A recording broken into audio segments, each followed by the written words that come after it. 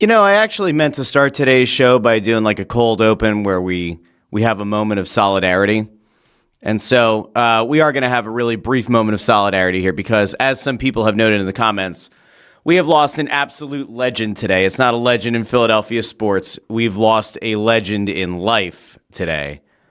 And so on that, we are going to really quickly just give a moment to a man who has given very many of us, especially if you're a 90s kid, gave us a lot of great memories over the years as we celebrate a man who has sadly passed away. Ladies and gentlemen, Chuck Norris is no longer with us. Bonafide stud. I mean, YouTube can strike me down if they want. All right? If YouTube really wants to go after me for a tribute to a great man, they can. But I'll tell you what, then that's on you, YouTube. I don't know if there's anything that quite touches the soul as much as the Walker, Texas Ranger intro, but Chuck Norris has passed away. Now, some would argue that death came for Chuck Norris. I think Chuck Norris came for death. I would actually not be surprised. The Grim Reaper right now is about to hand over the scythe to Chuck Norris, but he doesn't need it. He's got nunchucks. Rest in peace to an all-time legend. Chuck Norris, the jokes wrote themselves. Yesterday, when the news came out that he was hospitalized in Hawaii, the comments were absolutely incredible. And it felt like going back like 15 years, going back like even 10 years of the internet. I'm actually going to see really quickly if I could find the TMZ story from Chuck Norris yesterday, because I mean the comments on it were absolutely incredible. And again, we are not making light of the fact that the man is gone. We are trying to do essentially what is a celebration of life for Chuck Norris. But like, here are some of the comments that came out. When Alexander Graham Bell invented the telephone, he already had 3 missed calls from Chuck Norris. Here, let's put Chuck Norris's face up here on the screen. All right, because it's not as impactful if he's not here. Let's just take a moment. Here we go. All right, here we go. Here's Chuck Norris, stud. Bonafide stud. The only people who I think have ever been able to pull off the cowboy hat like that, Chuck Norris, good old JR, Jim Ross. I think they're the only two who have ever pulled off the hat with that kind of style. All right, so here we go. Here are some Chuck Norris comments when it was announced that he was in pretty rough shape. When Alexander Graham Bell invented the telephone, he already had 3 missed calls from Chuck Norris. Sources say the hospital is expected to make a full recovery. A medical emergency has been hospitalized after a run-in with Chuck Norris. Chuck Norris has been hospitalized. No word yet on the condition of the hospital. Chuck Norris once told a woman to calm down, and she did. That's misogynistic. All right. Chuck Norris doesn't wear a watch. He decides what time it is. Chuck Norris counted to infinity twice. Chuck Norris can kill 2 stones with 1 bird. Chuck Norris can divide by 0. Chuck Norris got bit by a cobra. The cobra died. When Chuck Norris does push-ups, he isn't lifting himself up. He's pushing the earth down. Death once had a near Chuck experience. So, there you go. I'm actually really sad. I'm not like devastated, right? He was, I believe, 86 years old. So I feel like when you get to a certain age, you go, it's sad, but it's not tragic, right? Chuck Norris, older guy, 86, ripe old age, right? I don't know what the appropriate age to say is these days that you're like, oh, that you lived a good full life. I would make an argument that Chuck Norris probably lived quite the full life, revered by a lot of people. I will never forget. Let me see if I can find this really quickly because it's one of my favorite Chuck Norris related references that has ever come to pass in any TV show or any movie. Hold on, I got this. If it's available on a video platform, I'm gonna find it. All right, here we go. Now I got it. We're good. All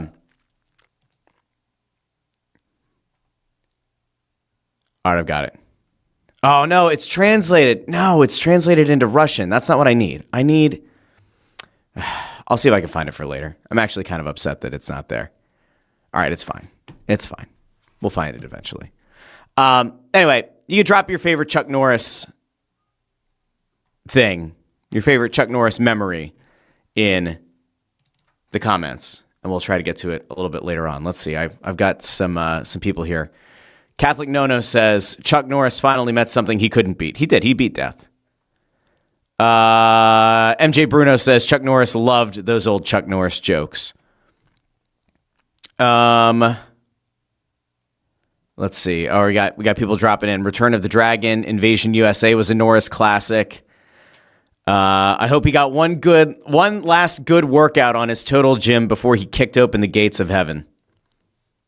That's actually the real question, right? Like, when he got to the gates, did they say, of course you get to come in? Let me see if I can find this. I think this is it. I think I found it.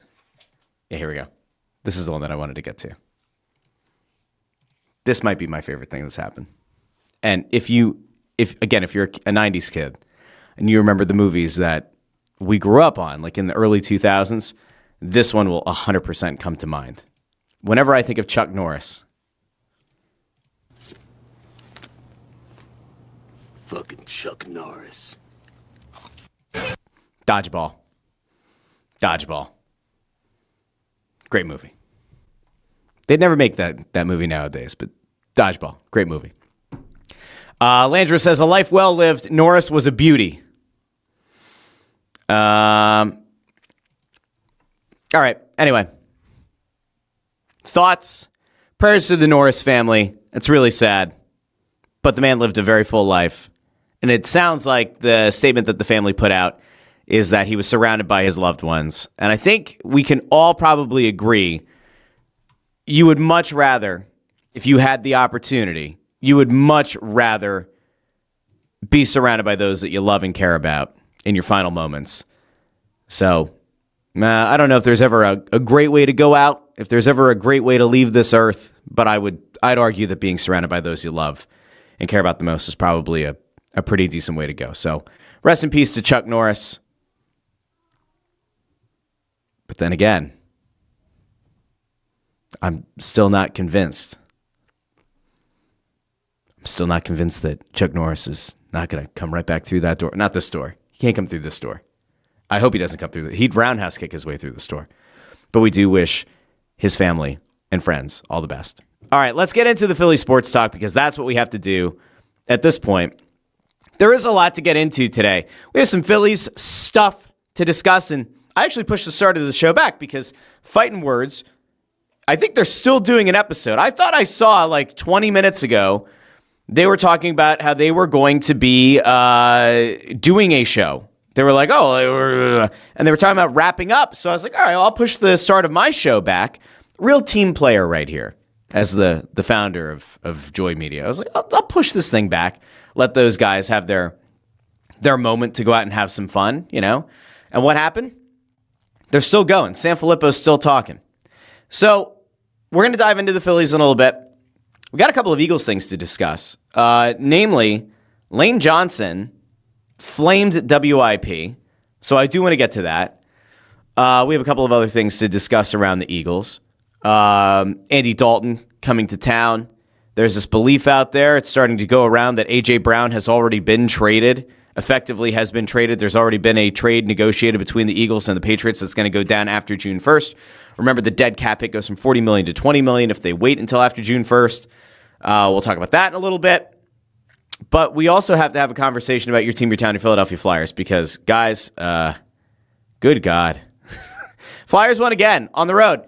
The other night on Snow the Goalie Radio, we were talking about the fact that, like, if the Flyers are going to try somehow to make the playoffs, you need to get at least 5 points.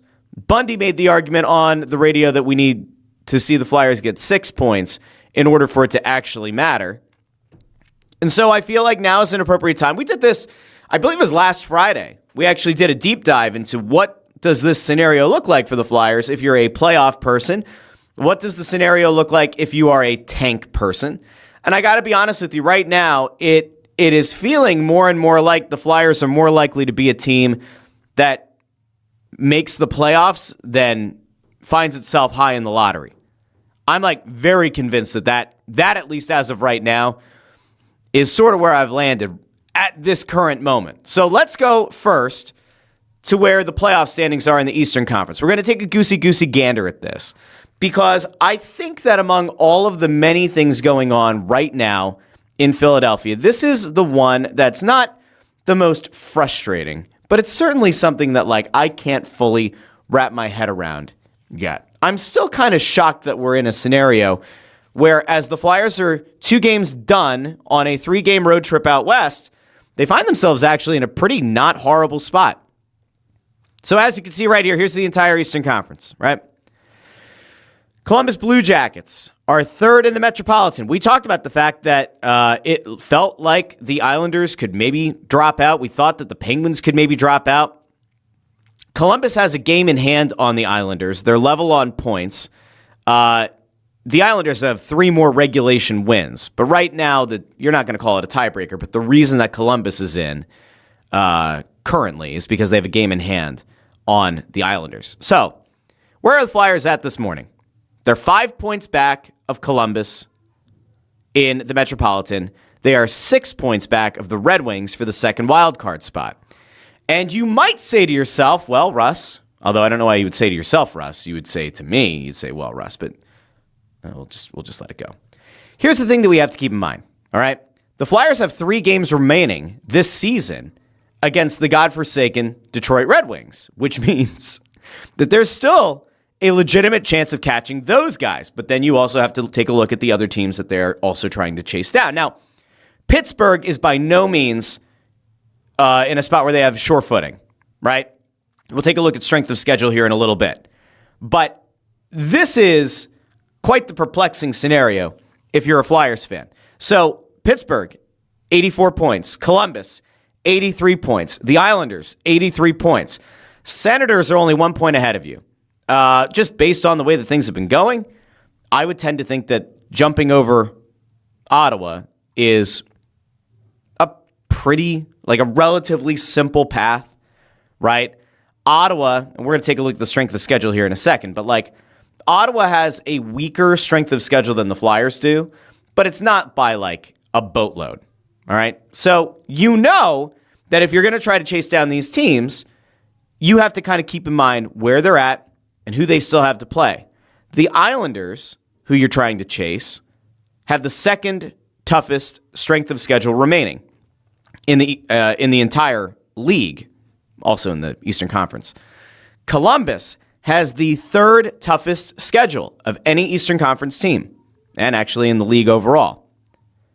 The Flyers have the 4th toughest strength of schedule remaining. 5th. 5th toughest strength of schedule remaining. So in the East, it goes Boston, Islanders, Columbus, Montreal, Flyers. Below them are Detroit and Pittsburgh, and then Ottawa. So we'll flip over to this now. This is your strength of schedule. But take a goosey gander at who your Philadelphia Flyers still have to play. On the tough side of things, if you want to call it the tough side, you have Columbus, 1 more game. That'll be the first game back at Xfinity Mobile Arena. Flyers Columbus. Now, if you want to make a case that there's a must-win game, that is a must-win game. If you are trying to make the playoffs, you need to make that a 4-point swing. And then you have 3 games against Detroit. 3 against Detroit. That's a potential 6 points worth of points. 6 between you and Detroit. Now, they also do have Dallas. That is a very tough game. Carolina. That's a really tough game. Montreal could very well be a tough game. Keep in mind, Montreal also only has 84 points right now. That is good for 3rd in the Atlantic. They also have Boston and Detroit breathing down their neck. So it's going to be a must-win scenario for Montreal as well. So all of these games, right? Whether it's, depending on how you want to look at it, right? Boston has something to play for. Detroit has something to play for. Columbus has something to play for. Montreal has something to play for. And the Hurricanes and the Stars aren't going to roll over, right? They're very much on a collision course with some of the top spots in their respective conferences, but they have something to play for. Now, on the other side, Chicago, no. Winnipeg, no. San Jose, you're about to close out the road trip against San Jose. San Jose's in a spot where, in theory, these games sort of matter for them. They're at 70 points. They're 2 points back of a wild card spot. If San Jose wants to have a legitimate chance of chasing down the Kings, that's going to be the way to go. They're going to have to do whatever they can to close that gap with Los Angeles. And, by the way, they have to jump over Nashville and Seattle in doing so. So it might be considered a weak game or a weaker opponent, but it's still a team that has something to play for. Now, the Devils, So we have Devils, Jets, Blackhawks, and Caps. So on the Capitals side of thing, Capitals are right behind you, 2 points behind you. I think it's probably fair to say that ain't happening. So you could probably rule them out. The Devils are 6 points behind you. Feels like they are very much out of it as well. And then you look at Winnipeg and you look at Chicago. Chicago has no chance of doing anything out west. Winnipeg is like hanging on by a thread. They're 5 points out of a wild card spot. But like of all those teams, almost every single one of them has some kind of playoff stakes remaining. The only one that you could effectively rule out is Chicago. Everyone else on your schedule is either in a playoff spot or chasing down a wild card spot and has a somewhat realistic path to trying to make the playoffs. Somewhat realistic in very bold and italicized writing. So there's where you are right now. That's on strength of schedule. But then you have to look at the flip side of it too, right? And the flip side of it is, where are the Flyers right now when it comes to the draft lottery? And this is why I said, despite me being somebody who's long believed they need another top 5, top 7 pick or whatever in the final year of what I would consider a year that they would never outwardly admit that they'd be okay with getting a high pick. But this to me is the final year that they're theoretically okay with it. Unless they're going to remove pieces in the offseason, which I just don't see. Here's where you are relative to everyone else. And we just talked about New Jersey and about Washington, San Jose. I've been saying for the longest time, you need to be somewhere around 11, right? 11, you can jump 10 spots up to number 1. Very small chance it happens. Do I see two teams making huge jumps like Utah did last year, like the Islanders did to go get Matthew Schaefer, who recorded his 50th point last night? No, I don't expect that to happen 2 years in a row. But as I've been saying for a long time, you kind of want to get into this like number 8 spot, right? If you get somewhere around number 8, and you do get jumped twice by two other teams who move up above you in the draft lottery, the lowest you could pick is 10th. And I still am a believer, even though it's an arbitrary number, top 10 to me is still a sweet spot. You could make the case there are like 4-ish players who are kind of in a tier of their own, and then maybe 5 through 11 or so in this draft. It's kind of like beauty's in the eye of the beholder. I would still like to have a choice between 1 or 2 of those players picking at 10, or one of, say, 3 or 4 of those players picking at number 8, then take whichever guy is left in that next group down. But I'm just a guy. Here's the problem, though. I don't see a feasible path. I don't. As somebody who has long been in favor of going and getting a better pick, I don't see it. I don't see the path. I can look at this, right? I can look at this, and I can very much acknowledge that a 5-point gap in the Met or a 6-point gap in the wild card is going to be a tough thing to make up with only 14 games remaining. I totally understand it. And yet I think that that is a more feasible path right now than taking a look at this and saying, oh yeah, there's a path to number 8. There's a path to the 8th best odds of getting the number 1 overall pick or getting moved up into the number 1 or number 2 spot in this draft. I just don't see it. I really don't. You right now have a 7-point advantage with 14 games remaining. Now, again, if Washington goes on a heater, all right, well, then maybe you've cleared one team. If New Jersey's 7-3-0 in their last 10 games. If New Jersey goes on a heater, all right, then maybe you're talking about being at number 12. Number 12 still doesn't allow you to move up to number 1. It would give you the flexibility to potentially move up to number 2. Well, that's cool. Do I think San Jose is going to go on a massive winning streak? If San Jose wants to make the playoffs out west, which it seems like Macklin Celebrini may will them to do, well then okay, maybe you get to number 11. Florida has no incentive of any kind to win games. Seattle, they are technically still in a playoff hopeful spot out west because the West around the wild card is pretty freaking dreadful. Like right now, just for context, in the Central Division, the Avs have 98 points, Dallas has 96, and the Wild have 90, right? In the Pacific Division, by comparison, 78, 77, 76 for Anaheim, Edmonton, and Vegas, respectively. That's a pretty massive drop-off.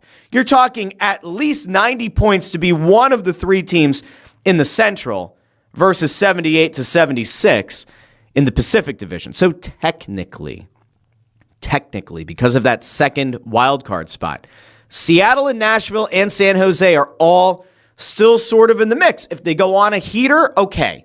Then all of a sudden, maybe you look back at this draft lottery thing and you go, okay, Washington maybe, New Jersey maybe, San Jose maybe, Seattle maybe, Nashville maybe. That's where it ends. So like even if all that happens, and like let's just say Florida goes on an ultimate losing streak, they end at number 8, right?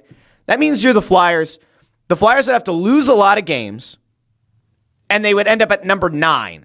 They would have a chance to get number 1 or the number 2 overall pick. They would insulate themselves from picking no later than 11th. Is that a great scenario? No, it's not. And so I have to tell you something. As much as I hate it, and I do, because I don't think this is good for a rebuild at all. I don't. I'll tell you right now,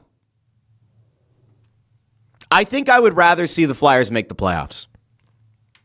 I have been as much on board with tear this shit down, get as many elite players through the draft as you can, and actually do a real rebuild. Well, this was not a real rebuild. The best player they've drafted, or at least the guy who right now looks like the best player they've drafted over the last 4 or 5 years, now plays in Anaheim. He gone. He was a high pick, and he gone. Porter Martone, big Porter Martone guy. I believe that Martone will be a 30, 35, maybe even higher goal scorer in the NHL. I think he's got a hell of a shot. I want to believe in Porter Martone. You got one stud. Matvei Michkov, I want to believe, is going to have a bounce-back third season in the NHL. I'm still willing to pound the table and say stud. So you got 2 studs out of the rebuild. What is Jet Lachenko? I don't know. What is Jack Nesbitt? I don't know. You got Martone, you got Michkov, you got 2 wings. I will point out, and I know that it's very limited. I know that it is a very limited set of games. I totally get it. I know that the results at the NHL level when he's had the opportunity have been very mixed, to say the least. But if you look at what David Jiricek has done with the Phantoms since getting acquired from Minnesota, when you look at what that guy is able to do on a power play, and again, I get it, it's at the AHL level. But man, if that dude even comes close to realizing his potential at only 22 years old, if that dude puts it together, well, there, you got another top 6 pick. It's not one that you took. You took Gauthier, the pick before him, which, by the way, looks like a smart choice. If Jiricek comes up, and he can be a solid second-pair defenseman and quarterback one of your power play units, it's a hell of a get. We love Bobby Brink, but that's a hell of a get. I'm at a point right now where I look at it and I say, I think it's better for the Flyers to make the playoffs. Now, here's the part that we all kind of have to acknowledge, right? If we look at the tank, if we look at the current playoff standings, right? Either way, right? We'll do it again real quick. You look at this. They're at 14th. My thought all along is they probably finish around 93 points, then miss the playoffs by 3 points or so.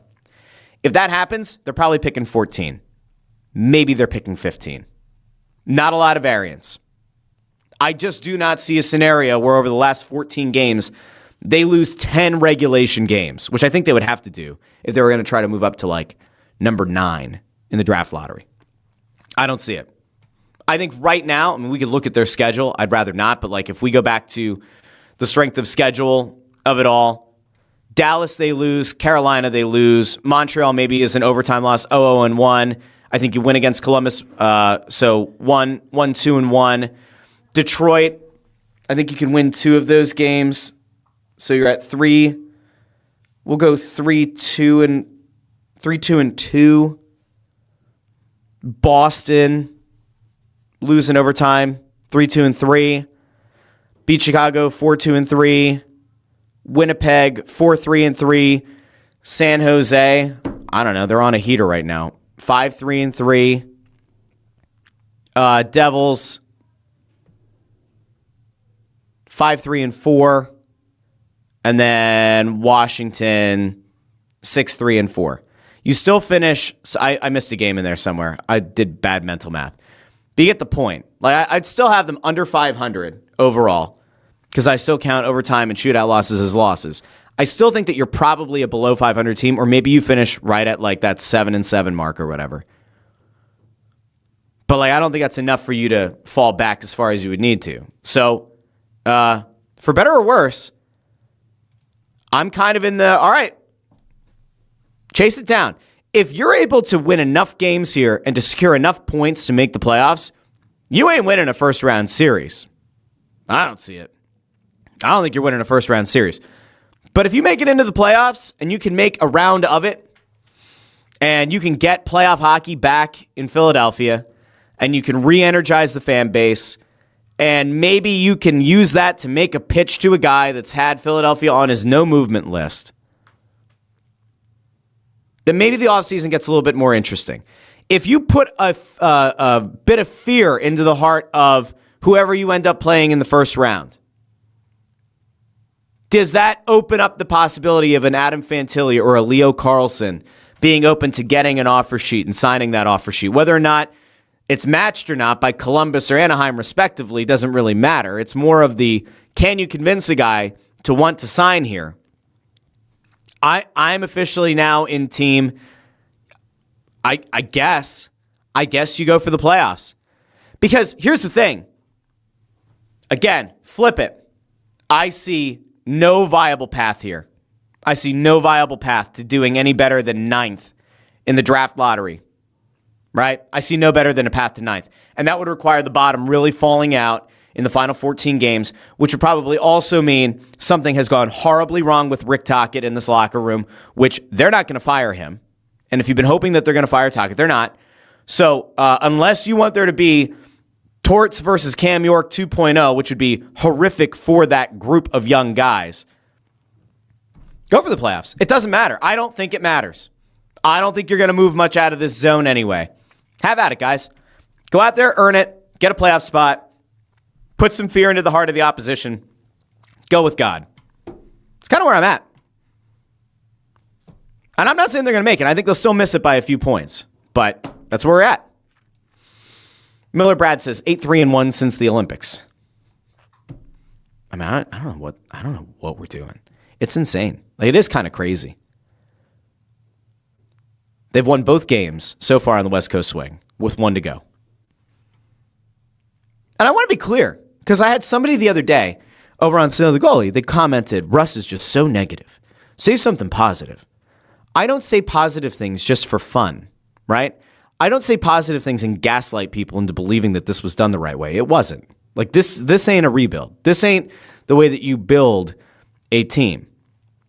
I don't see it, right? Like you still don't have a 1C, you don't have a 1D, you don't necessarily have a number 1 goalie. If you come out of a 3-year rebuild, and that's the case, the rebuild wasn't successful. It doesn't mean that you can't supplement, right? It doesn't mean that you can't supplement it with free agents and trades. And then maybe you come out of it and somebody goes, well, see, the rebuild did work. It depends. You have to expand it a little bit beyond just being able to draft really valuable assets that are the cornerstones of your team. I think that they half in, half out did it again, which doesn't work. It's kind of where you end up in this hockey purgatory state. But whatever. If they make the playoffs, I'll be thrilled. I would love to go down and cover this team in the playoffs. I would love for there to be playoff atmosphere at Xfinity Mobile Arena. It would make Many years of mediocre at best hockey worth it.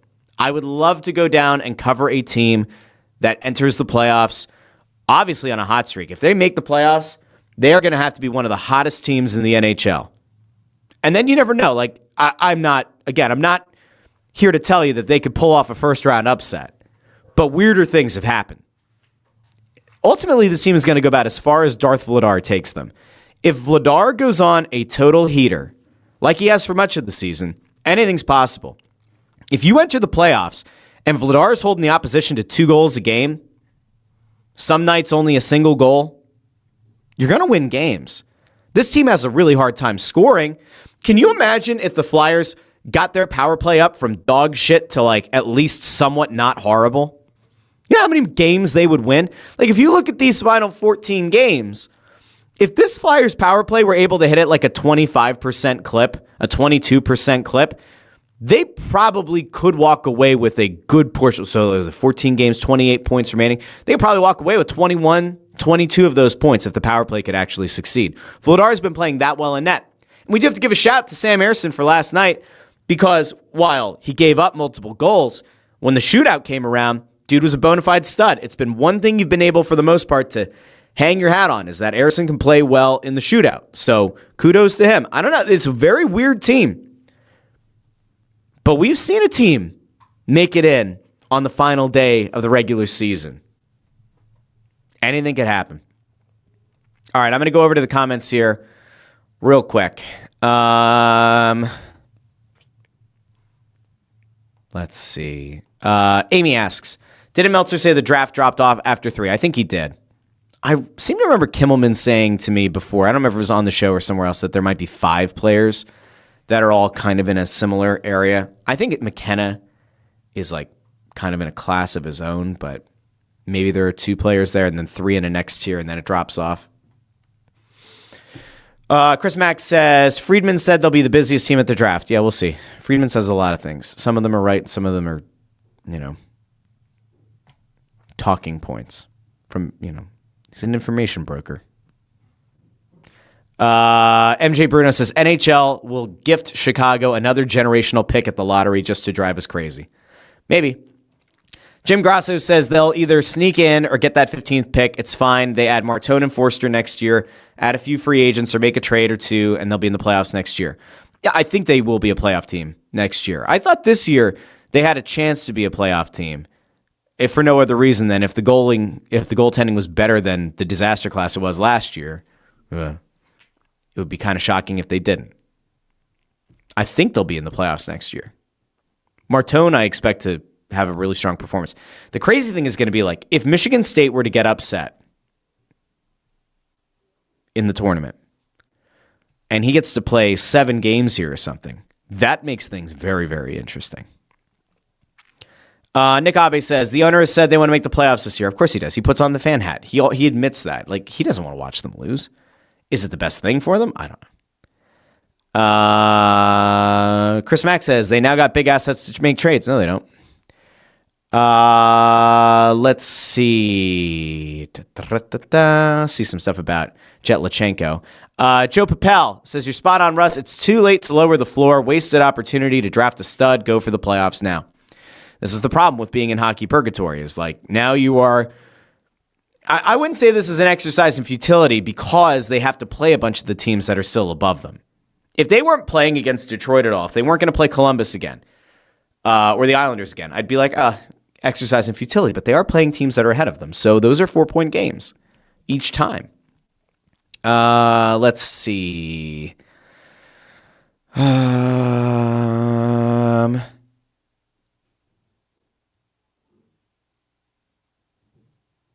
Nihauleo? Is it Nihauleo? Yeah, let me know. Says, I love the Juracek trade. We didn't need a second-round pick plus for Bobby. We got a recent top 10 pick for a small third-line winger. Correct. We love Brink. Brink was a good dude, good player, good guy in the locker room, well-liked. The upside was third-line winger. Listen, if Bobby Brink somehow figures out how to be like a 33-goal scoring second-line wing, good on him. But I love that trade for the upside of Juracek. Let's see. B Condors here says number 14 pick. Here we come. Amy says, with the way Vladar has played this year, they were never going to be in those top spots. No one expected him to be that good. If Vladar had been, typical career backup level, they would probably be around the 6th spot right now in the draft lottery. I think that's how big of a difference he's made.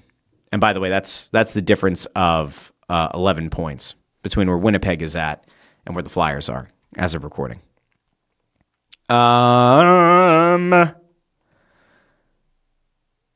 Let's see. Joe Papel says second fewest regulation wins in the conference. That tells us first round elimination. 3-on-3 and shootouts don't exist in the playoffs. We'll see what it looks like.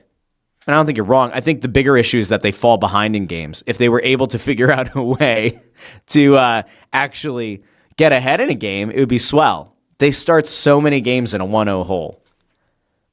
Let's see. Vacant Alleyway says the team is a parody of themselves. I was supposed to go to both of these Cali games too, LOL. There was somebody who went to the California games, and they took a printout. They asked for permission, but they took a printout of the Quitter Gautier shirt that we have over on the shop.snowthegoalie.com. And this guy went around. Let me see if I could find it real quick. I have to go into the Snow the Goalie Twitter account, and I could show you guys because I meant to tweet this out. So it's a guy named Freddie Flyer. Freddie Flyer did some of the funniest stuff. Here we go. And apparently, he doesn't think it went over particularly well in Anaheim. But this is just to give you an idea. This is a listener of Snow the Goalie. I don't know if he pays attention to this show at all.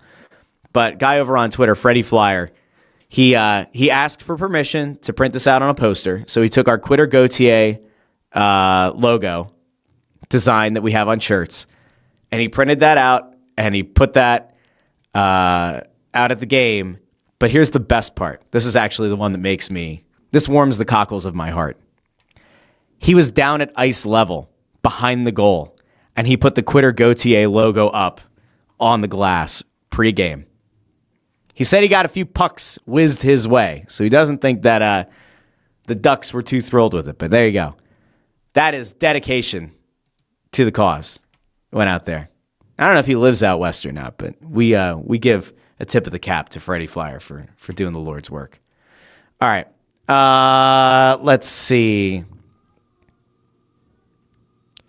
MJ Bruno says, Russ, when you look at the Sens roster, which has very, very good top 6, and you see this Flyers roster with far less talent, would you argue Flyers are overachieving or Sens are underachieving? I think the Sens are underachieving, but they happen to add a guy there who underachieved a lot. So make of that what you will. I don't know. I also don't know how... If I tell you what I really feel, I'm going to have all the Giroux stands coming out of the woodwork again, whining and crying into their Claude Giroux pillows. So I don't need that. I will point out that, there's a bit of a theme with teams that he has been on. And he's 38 now, so it's not as if, you can expect, pure greatness from him. But I don't know. Ottawa's a weird team. All right, let's see. Tutty says, your point is logical. National media agree with Russ. The mushy middle is hard to get through. Correct. Ni Hao Leo says it's not that hard. All right, well, look, when it's all smashed together, it's I don't want to say it wrong. Gosh. All right, Unholy Hairdo 64 over on YouTube. Make sure you like the video, share the video, subscribe. Thanks for being here. Says, is it too early to get excited about Juracek? He was garbage in Minnesota, yet has 2 goals and 4 apples since joining the Phantoms. No, I don't think it's too early to get excited. I think it's too early to get excited about trying to translate that from the AHL to the NHL. I know that the Flyers have had this conversation about, when do you bring him up? I think that they would be much more apt to bring him up if they fall out of the playoff hunt. Do you add a guy like that at the end of the regular season if you're 2 points back with 3 games to play or something? I don't know. Do you call that guy up for a playoff run? just based on like what I think he could do to help the power play, I think you do. And it's not as if he hasn't played in the NHL before. But you got to be really, really careful at trying to like extrapolate the numbers that you see there and then apply them to the NHL.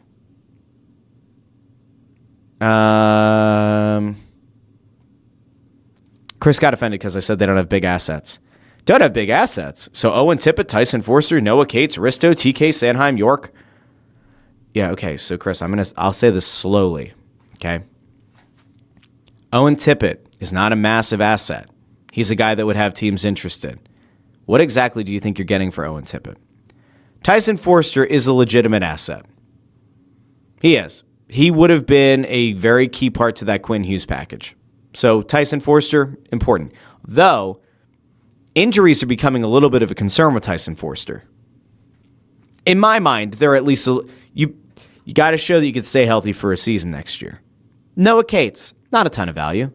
Can play center, can play wing. Nobody's going to knock you, like bowl you over with an incredible offer for Noah Cates. Risto, I mean, I don't know how else to laugh. Risto's stock was the highest it's ever been coming out of the Olympics. Did a deal get done? No. And based off of a couple of things that have been kind of going around behind the scenes, there wasn't a sensational offer on the table. So no, I don't think Risto has a ton of value left with a year left on his deal. Maybe we get to see playoff Risto, and maybe they move him in the offseason because he's just such a good playoff player. Konechny and Sanheim both have no movement clauses. How much is a team willing to give you for Travis Konechny if he waives that no trade? I have no idea. Sanheim would be an asset, but like, again, no movement clause. So, York? I don't know what a team is giving you for Cam York. I don't think it's going to be anything like particularly enticing. So like, no, I don't think those are like great assets. I think you got like a couple in there that are interesting. All right. J Mez says Tippett has become untradeable. We got greedy with Risto offers. York hasn't developed. York is wildly inconsistent. So there you go. Video guy Amadeo crying into his Claude Giroux pillow right now. I knew somebody would be. Says your hate for Giroux is unwarranted. Sure. Yeah. Okay.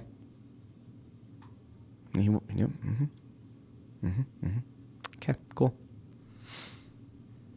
I've aired my grievances about Claude Giroux as a Flyer. I don't need to do it again. Let's see. I just saw Chris Freed trying to get me going, saying speak yourself or speak your truth on Giroux. Nope, I've done it before. Then I get all the Giroux stands who come out and they cry and they whine and they yell and they scream. J-Miss asks, have you seen the rumor we went after Patrick Laine at the deadline? I saw that and I don't know if it's true. And furthermore, I don't know why you would make that deal unless you were going to get a pick along with him because it's a very painful contract to take on. So, all right. Let's see. Anything else? Nick Abe says Giroux was a good player. Got wasted here. Yeah. Sure.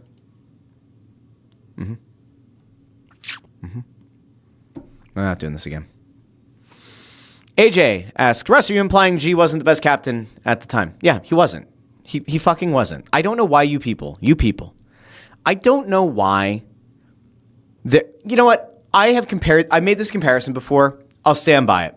Claude Giroux and Allen Iverson, both players that were the best on many of their respective teams in Philadelphia. Both had GMs who were incapable of building legitimately great teams around them. However, Allen Iverson won an MVP. I'm not even a big Allen Iverson fan. Allen Iverson won an MVP. Allen Iverson single-handedly willed a team into the NBA Finals. Right. Allen Iverson is an incredibly selfish and inefficient player whose style was grating on teammates, and he also had a very incompetent GM who couldn't build a team around him. But he did get them to the promised land once. Claude Giroux did not do that. Now, granted, there's a big difference between basketball and hockey and the impact that one player has. Did the Flyers go to a Stanley Cup final with Claude Giroux on the team? Yes. Was he really a big part of why? No. Was he a central focus of why? No. And in the years that followed, yes, different GMs, different front offices. Did they do a great job of building a team? No. Were there seasons or postseasons where you would say Claude Giroux has now put the team on his back and gotten you back to a conference final, gotten you to a Stanley Cup? No. He didn't. And by the way, he goes to Florida, right? Forces the Flyers' hand. Could have gone to Colorado, won a Stanley Cup. Goes to Florida. But Russ, Florida was also a top team. They were. Colorado was the better team. You know what Colorado did? They won the Stanley Cup. You know what Florida didn't win the Stanley Cup. Claude Giroux leaves. Florida wins 2 Stanley Cups. Giroux goes to Ottawa. Where's Ottawa? Kind of stuck where Ottawa usually is. Again, very good player. I'm not taking that away from him. Very good player. But the way that some Flyers fans talk about Claude Giroux is as if he was like on par with Sidney Crosby. Just because Peter Laviolette once said that Claude Giroux is the best player in the world does not make it true. They're not even close. But the way that people revere Claude Giroux, they act as though if you put Claude Giroux on those Penguins teams, that those Penguins teams are winning all those cups. They're not. If Sidney Crosby had been on this team in place of Claude Giroux, Sidney Crosby at least gets the Flyers to a Stanley Cup on his own shoulders. Because they're not the same kind of player. They're not the same level player. They're not even close. Okay, I'm done. Okay.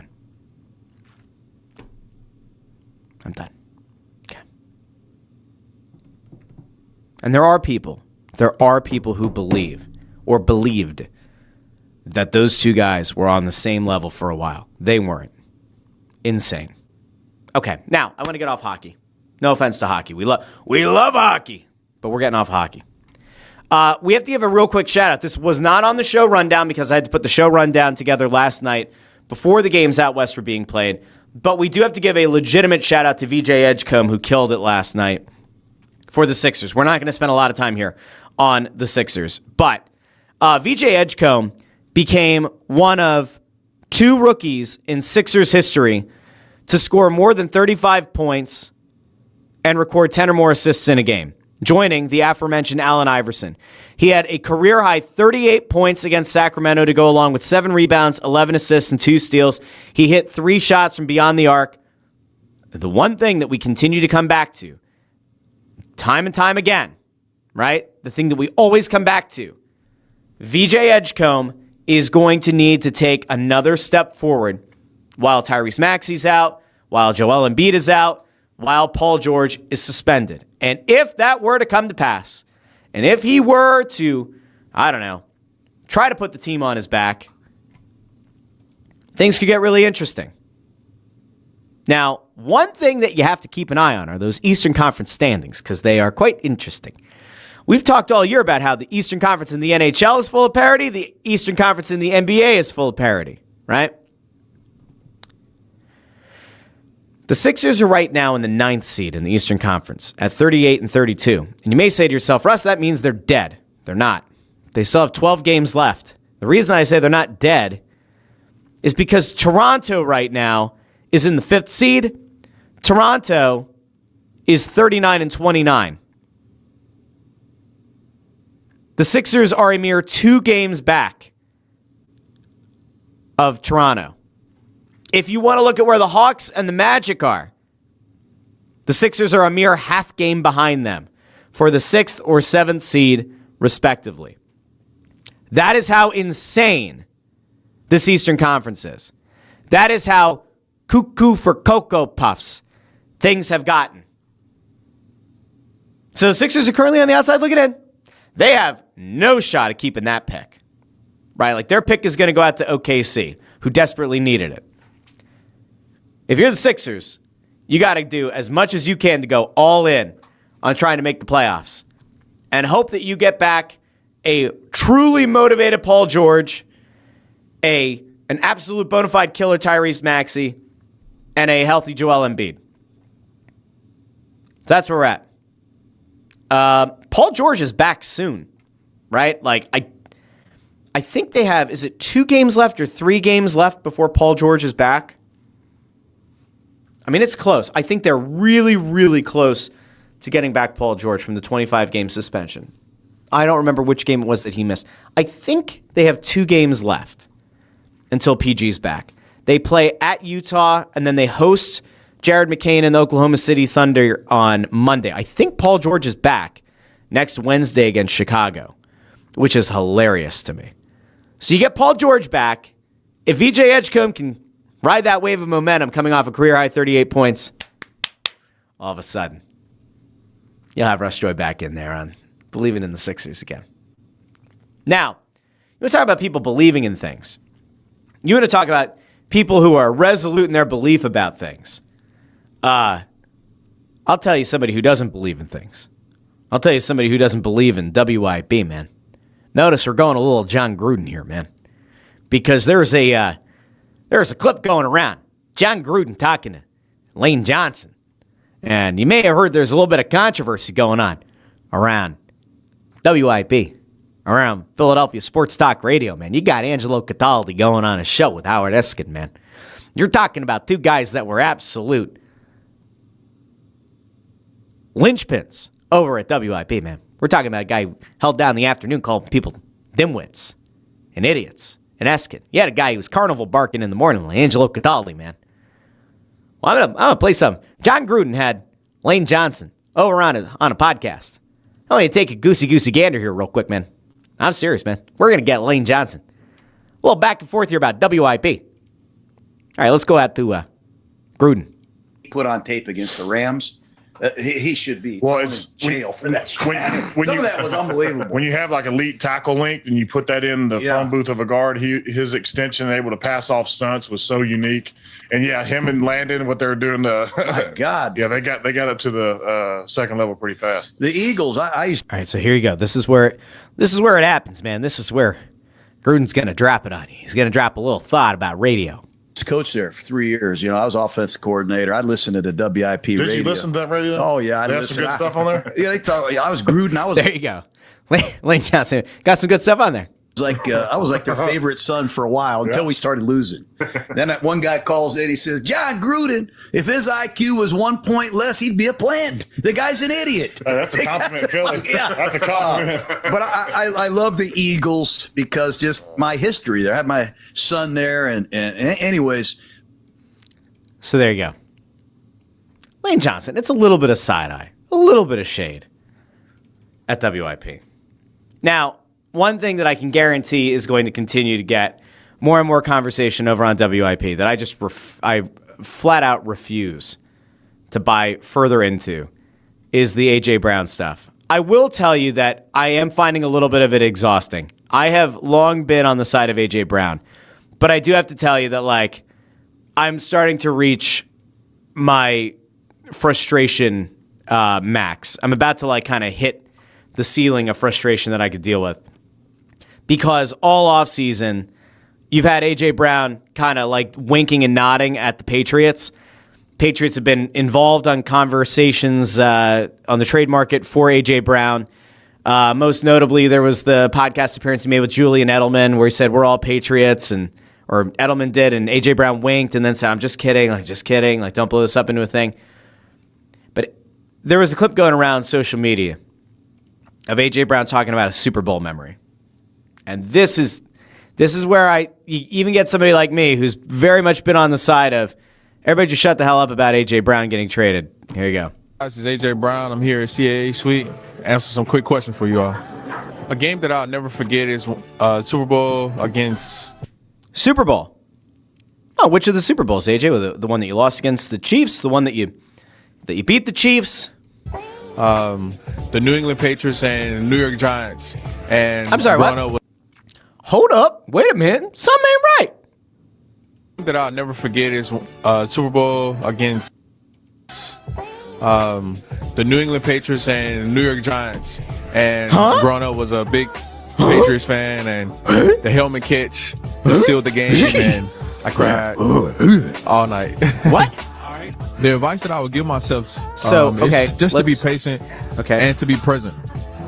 Patient or present. So much Love is that. out of your control. Okay, so we're fine there, home. We're going to keep skipping. Song or album that I would listen to. Don't care about the song or the album. Don't care. Shout out to Lauryn Hill. All right, guys, I don't mean to poo-poo things here. A game you never forget. I don't know. I got to think that if like you've reached the pinnacle of your sport, winning the Super Bowl, maybe it's a game you never forget. But he went with the Super Bowl, and then he kind of trolled there with the pause, and then Patriots Giants and the Tyree helmet catch. I got to tell you, he might be trolling, right? He might be. I don't like that. I don't mess with that. I don't like that. There are too many winks and nods and all that lovely stuff to the Patriots. It's one thing to troll the media. If the idea here is that A.J. Brown is just trying to troll WIP and trying to troll Diana Rossini and trying to troll media, okay, fine. But you're actually kind of pissing off the fan base now. You're starting to make people, even like me, who have very much been pro A.J. Brown, go like, what are we doing here, dude? Like, why? Why? I don't like it. That doesn't sit well with me. I saw a thing also going around that he was working out with Kevin Byard, right? The safety. And so people are trying to piece that together because Kevin Byard is now with the Patriots as well. So this image was going around social media and everybody's kind of losing their mind about it. Oh, he's working out with the Patriots safety. What does that mean? I will remind people that these guys have been teammates together in Philadelphia and previously in Tennessee. So I have to imagine that there's like a pretty decent friendship there. I don't look at that and go, oh, that's the full proof you need that he's going to the Patriots. But like, people wanted to jump all over that. Here's my issue, right? And it just comes back to something really simple. If you're the Eagles, you have all this cap space. I think they right now have the 5th most cap space or so. I think it's like the 5th most cap space in the NFL. There's nothing for you to do now, though. Like if you really were going to move off of A.J. Brown, I think you would have gone after a guy like Mike Evans. I think you would have tried to get like another big body receiver to line up opposite of Devontae Smith. Then maybe you draft your slot guy. It feels like the Hollywood Brown signing was for slot. If Hollywood Brown is going to be your A.J. Brown replacement, I'm not nearly as bullish on that move. So I don't know. We'll see what they also get, right? We'll see what kind of compensation they get back if they do trade A.J. Brown. But again, we don't live in the world where we constantly just sit around and, bemoan the idea of them making a move or not. One guy that we do have to have a really brief conversation about, I guess, is Andy Daulton. So Andy Daulton ends up with the Eagles. It feels like that is probably a move where Tanner McKee is going to be moved, maybe around the draft. So this happened on Monday after we were done the show, but the Eagles got Andy Daulton for a 2027 7th-round pick. Does that move the needle? No. Is that a good guy to have in the locker room? Is that a good backup quarterback? Is that a good backup option? Yeah, it does. It is. I don't think it really moves the needle that much. Okay. I got to double check on my rundown what else we still needed to get to today, because I know there are a couple of Phillies-related things that I wanted to get to. There was a thing that did come up, and it was an Angelo Cataldi thing, and it was on he flamed Reuben Frank real bad. I mean, he 1,000% ripped Reuben Frank. It was one of the most painful takedowns I have seen of somebody in this market in a long time. And it was almost at the level where, like, you sit back and go, holy shit, Angelo, was that totally necessary? So he went over on Pattison, on their podcast with Missinelli, Anthony Sanfilippo. And Cataldi was quoted as saying, if you want an example of somebody who went to the dark side, who was really doing hardcore journalism and is now a glorified PR agent, read Reuben Frank pretty much any day. Ask him to give you some stats on Sirianni, and by the end, you'll think Sirianni is better than Vince Lombardi. He said some other stuff too, but it was pretty brutal. He also said of Reuben Frank's coverage, you would think they just won 4 or 5 straight Super Bowls. They just blew a season because they had the wrong offensive coordinator, and that to me is the headline of the 2025 season. So Cataldi went after a lot of people. I mean, he once again effectively said that every beat writer in Philadelphia sucks right now, Jeff McClain was the closest thing to what he remembers being a beat writer, but he even said he thinks McClain has gone soft. So there you go. You just Angelo Cataldi being kind of worried and worried about maybe his legacy here. I don't know. It's a very strange thing that he's doing. So that was the Cataldi of it all. We have a couple of things really quick on the Phils. So it's hard to know what to make of the team itself, but I will say that watching Adolis Garcia yesterday just crush a ball. I mean, like painfully crush a ball. It gives me a little bit of hope, right? Because you look at this guy and you look at the kind of power he can generate. That swing is a thing of absolute beauty. And as we know, I can't show the clips here because if I do, YouTube gets very upset. But Adolis Garcia had a swing that you need to see against Tampa Bay. He absolutely tore the cover off a ball to left center field. And you know that he's going to be a better defensive outfielder than Nick Castellanos was. The dude is absolutely jacked. I want to believe in Adolis Garcia. I'm not going to tell you he's going to hit 35 home runs. I don't actually know what his production is going to look like at all. But man, if you can get somebody to provide some legitimate right-handed power in this lineup, and maybe that's the guy who hits behind Bryce Harper, not bad. I don't know if that's what they're going to do right now, but that could theoretically make sense at some point if he becomes a consistent power threat from the right side of the plate. But there are other guys that I kind of sit back and I think to myself, this is interesting. So Adolis Garcia, definitely interesting. I'm not willing to say that makes this a successful offseason for Dave Dombrowski because I don't think it was. But Andrew Painter on Monday went back out to the Hill and he went another 4 innings of one-hit baseball, allowed no runs, 3 strikeouts, 1 walk. Threw 52 pitches, 34 of them were strikes. He had 9 swing and misses, and his max velocity was nearly 97 miles per hour. It feels like the guy that the Phillies have been so high on, that they have ruled an untouchable for a very long time. It feels like that guy is certainly on his way back. I mean, remember, he was coming off of a serious surgery, and last year, the results in the minors were not great to say the least. But it feels like he's back on one. And if Painter's going to be this potential stud, this potential number 1 down the line, if he can find any semblance of that guy and be a consistent fixture in this rotation, it's going to be huge. There's another guy who's in this rotation that I think is going to be gigantic as well. Can we have a moment to just acknowledge that Jesus Luzardo looks like a bona fide Cy Young candidate? And it feels like now there are people that cover this sport certainly more intently than I do, where it's their main focus. Luzardo's been fantastic. So Luzardo's last start was on, when was the 17th? Was that Sunday? Let's say 20, 19, 18, 17. Tuesday? Tuesday seems about right? It was Tuesday. Luzardo pitched 5 innings, allowed 5 hits, no runs, 5 strikeouts, 1 walk, 77 pitches thrown, 49 of them were strikes. His maximum velocity was over 98.5 miles per hour. There are people on the national stage now talking about Luzardo being a legitimate Cy Young candidate. If you remember back to a season ago, early in the season, Christopher Sanchez was in the conversation. Ranger Suarez was kind of in the conversation. Jesus Luzardo was in the conversation until he hit that rough stretch where people thought that he might have been tipping pitches. So Luzardo looks like a stud.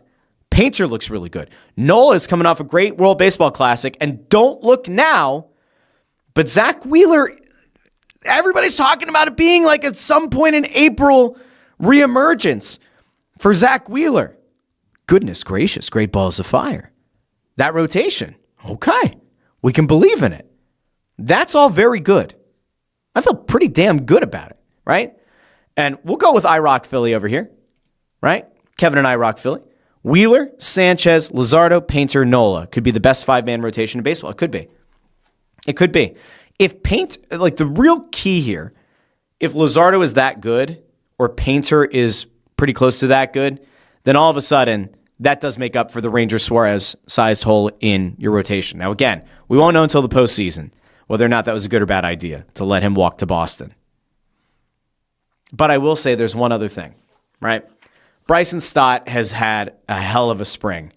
I would like to believe that for Bryson Stott's sake, this is more than just a small sample size. Stott has been hitting really, really well in spring training. I think he's still over 370 at the plate. If he can be a consistent fixture in this lineup, just getting on base, doesn't need to crush for power. If he can just get on base, it'd be a big win for this team. Dombrowski is going to take like the most egotistical victory lap. If Stott ends up delivering, if Garcia ends up delivering, if Painter does well, he's going to be insufferable. And I would argue that a lot of that is just from his own inaction. All right, so those are the Phillies. Was there something else I wanted to get to? Let me think for a second. Russ, was there something? Oh, yeah, there was. The thing to be outraged about. And the reason that we're ending with it is because I want it to piss you off. And I want you to tweet at the Phillies. I want you to reach out to ticket reps at the Phillies. I want everybody to be on the Phillies' ass about this. The Phillies have done something truly, truly terrible. And at some point, you have to have a question about whether or not it is the right thing to go all in on revenue. And I get it. If you're a team, you want to maximize every bit of profitability in your stadium. I get it. But for those who missed it, I want you to be just as angry about this as I am. A fixture out in left field has always been Harry the Case, dedicated to Harry Kalas. It is a fixture of Citizens Bank Park. And I know that the lower level, like rebrander, but that banner out there, Harry the Case, out in left field, has been a fixture of that stadium since opening. And that is a true reminder of the most iconic voice in the history of Philadelphia. I don't think there's any other announcer who even comes close. I know that there have been some great announcers in Philadelphia. Harry Kalas is on a totally different level. The only person even in baseball, I think, who comes close to comparing, you'd put him in the conversation with Vin Scully. You want to put Joe Morgan in there? Joe Morgan is very good. But Harry Kalas is this iconic voice of this city. And they have gotten rid of Harry the Case. And instead, they've replaced it with Ghost Energy Deck. Now, I'm sorry, okay? I'm really, really sorry to Ghost. I have no idea what Ghost Energy is.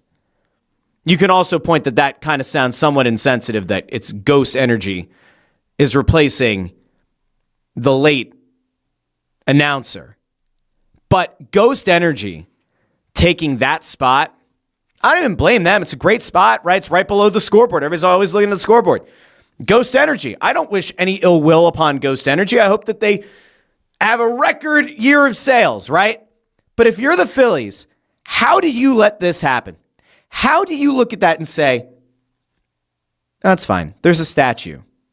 I saw somebody on Twitter go, oh, well, the press box is named after Harry Kalas. Whoop-de-fucking-do. All right? How many of you are going to go find the press box at Citizens Bank Park and go think about Harry Kalas? How many? Oh, he's on the Wall of Fame. Cool. So is Mike Lieberthal. He's got a statue. That's great. I mean, cool. Love Harry Kalas. You guys can let me know in the comments. You can let me know over on TikTok and Instagram and YouTube. Let me know if I'm out of line. I don't think I am. Harry Kalas deserves a little bit more of a presence in that park, and them getting rid of Harry the Case, to me, is really, really, truly sad. And it is like yet another reminder of the way that people just sell out for the dollar. But we don't do that here at the Russ Joy Show yet. We don't do that at the Russ Joy Show, so still free. Do me a favor if you haven't done so already. Like the video, share the video, subscribe.